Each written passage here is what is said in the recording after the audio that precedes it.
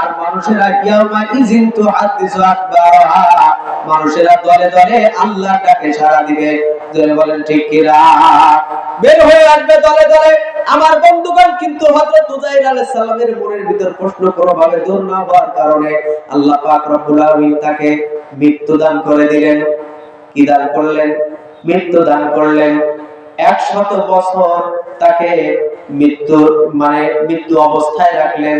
আমার বন্ধুগণ, তিনি যখন ওই জায়গাতে ওই অবস্থান করছিলেন, ওই সময় তার কাছে ছিল কিছু ফলমূল খাদ্য, আর তার সঙ্গে ছিল একটা গাধা।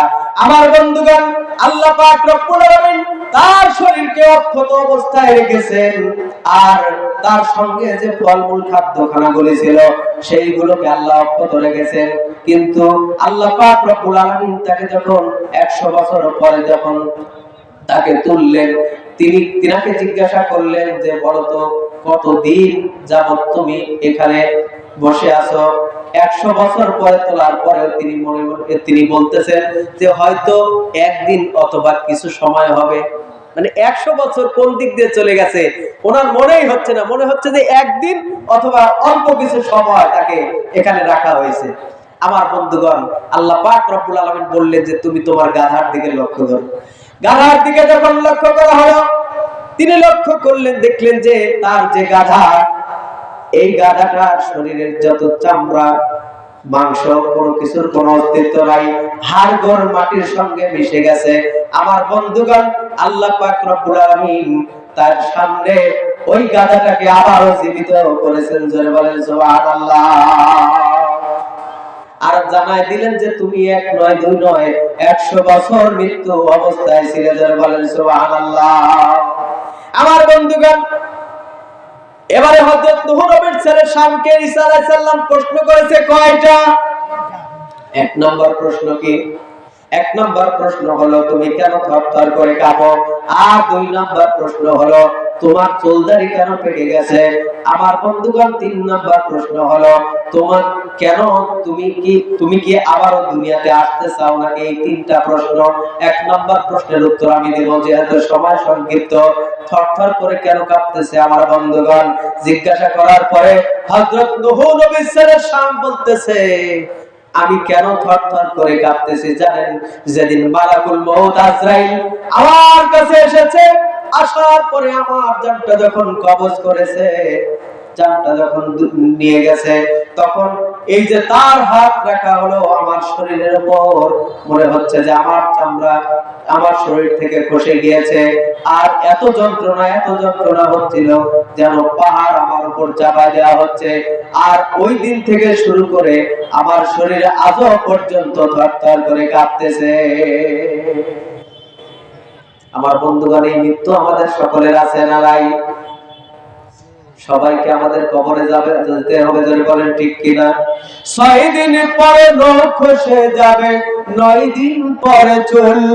কবর গাহের সাবানা নিতে কইরো না কেউ ভুল। কবর জায়গা ভালো নয়, কবর জায়গা ভালো নয়।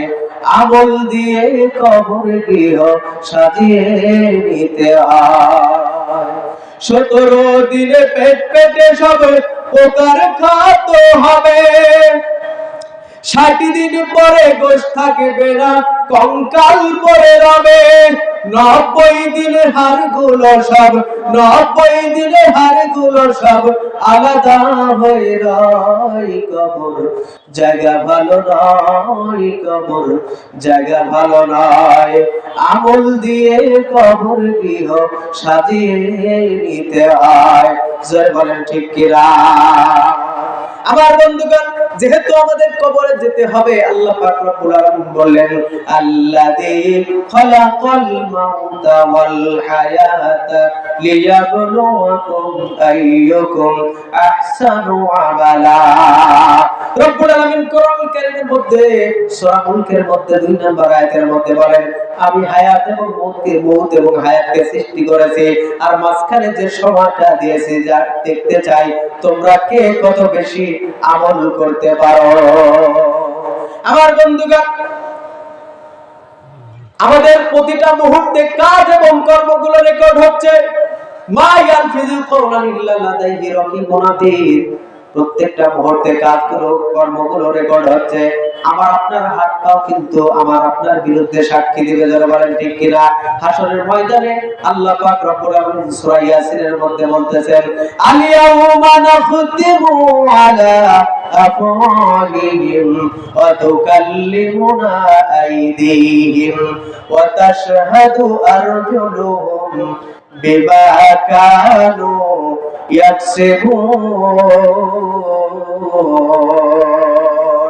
আল্লাহ পাক রব্বুল আলামিন আলিয়ামা নাকতিমু আলা আফওয়াহিম, মুখের মধ্যে মোহর মেরে দিবেন, হাতগুলো সাক্ষী দিতে থাকবে এবং পাগুলো সাক্ষী দিবে, প্রত্যেকটা অঙ্গ প্রত্যঙ্গ মানুষের বিরুদ্ধে সাক্ষী দিবে। আমার বন্ধুগণ, দুনিয়াতে আছি কিন্তু এই অঙ্গ প্রত্যঙ্গ কি আমার কথা শুনে নাকি বলেন তো? এই যে চুলটা কাটলেন, এক মাস পরে আবার চুল বৃদ্ধি হয়ে যায়। হাতের নখটা কাটলেন, কাটার পরে এক সপ্তাহ পরে আবারও কাটা লাগে। এই হুকুম গুলো বলেন তো কার? চুলকে আল্লাহ বলেন, মুখকে আল্লাহ বলেন, প্রত্যেকটা প্রত্যঙ্গ আল্লাহর হুকুম মানে, শুধু মানি না কে? আমার বন্ধুগণ, সুতরাং কবরে যেহেতু যেতে হবে সেই রকম প্রস্তুতি নিয়ে যেতে হবে। আমার বন্ধুগণ, 2 নাম্বার প্রশ্ন হলো, কোন কারণে তোমার চুলদাড়ি পাকা? ওই সময় তো তুমি যখন মৃত্যুবরণ করেছো তোমার তো চুলদাড়ি পাকা ছিল না, তাহলে কারণটা কি বলো তো? আমার বন্ধুগণ, হযরত নূহ নবীর ছেলে শাম ডাক দিয়ে বলতেছে যে আমার এই কারণে চুলদাড়ি পেকে গিয়েছে। আমি মনে করেছি আপনি যখন প্রথম ডাক দিয়েছেন তখনই আমি টের পেয়ে গিয়েছি। যখন দ্বিতীয় নাম্বার ডাক দিয়েছি আমার মনের মধ্যে ভয় কাজ করতেছে, তার কারণ আমাকে তো হাসরের ময়দান ছাড়া ডাকার কথা ছিল না। মানুষকে তো ডাকা হবে হাসরের ময়দানে, কিন্তু তিনি বলতেছেন আমাকে কেন ডাকা হলো আমি তো বুঝতে পারিনি। কারণ হলো হাসরের ময়দান ছাড়া মানুষকে তো ডাকা হয় না, আর হাসরের ময়দানে একত্রিত হয়ে আল্লাহর কাছে সবাইকে জবাবদিহিতা করতে হবে। আর আমি নূহ নবীর ছেলে হলেও আমি নিজের জীবনের আমল সম্পর্কে বড়ই গাফেল। আমি জানি না আল্লাহর কাছে কি জবাব দিব। এরকম চিন্তা ভাবনা যখন আমার মনের মধ্যে আসলো, আমার বন্ধুগণ, নূহ নবীর ছেলে শাম বলতেছে যে এইরকম চিন্তা ভাবনা যখন আমার ভিতরে চলে আসলো, তখনই আমার চুলদাড়ি সমস্ত কিছু পেকে গেল। আমাদের কি জবাবদিহিতার এরকম ভয় আছে? কতটা দিন কেটেছে, কতটা রাত কেটেছে, অবহেলায় অবহেলায় ধরবে তুমি জানি শেষ দিনেতে, প্রতিটি মুহূর্তের হিসেব নিতে। কি জবাব দেব, নাই জবাব নাই, জবাব নাই। কি জবাব দেব, নাই জবাব নাই, জবাব নাই। ঠিক কিনা? আমার বন্ধুগণ, 3 নাম্বার প্রশ্ন হলো যে তুমি কি আবার দুনিয়াতে ফিরে আসতে চাও নাকি? আমার বন্ধুগণ, তিনাকে প্রশ্ন করার পরে তিনি বললেন যে না না না, আমি যে মৃত্যুর যন্ত্রণা আমার শরীরে লেগেছে আমি আর কখনো দুনিয়ার জমিনে ফিরে যেতে চাই না। আমার বন্ধুগণ, আল্লাহ পাক আমাদেরকে জীবিত করবেন,